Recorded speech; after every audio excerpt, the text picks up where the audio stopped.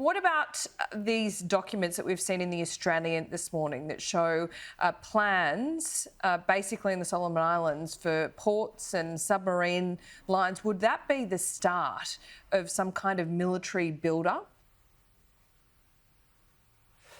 Look, I think it's very worrying, and this is why we've been so concerned about that the agreement that's been struck between Solomon Islands and China, because it does provide the basis for these sorts of things.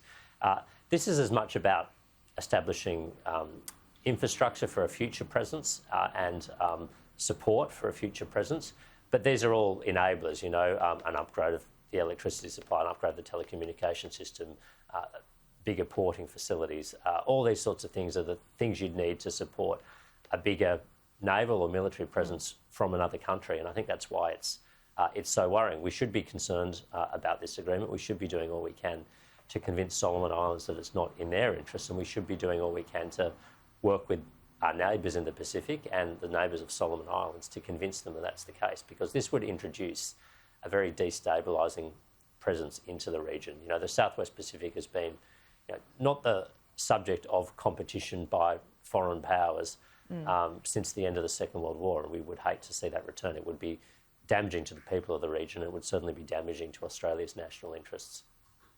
Okay, do you think you can win? Yes, I believe I can, but I don't take it for granted. I think I've shown the people of Wentworth over the last 3 years the sort of representative I am, that I'll be true to my values, that I'll reflect their voice in the parliament, but that I'll also be part of a government team that can actually get things done for the nation, that has a seat at the decision-making table. And I think that's what you get from me, as opposed to an independent candidate. You'll get someone who can reflect the views and values of Wentworth, as I've shown I will do on multiple times, including standing up to my own colleagues in the party, but that is also part of a bigger government team that can address the big issues facing Australia, whether it's economic uncertainty or a deteriorating national security environment. All right, 12 days ago. We'll speak to you soon, Dave Sharma. Thanks so much, Laura.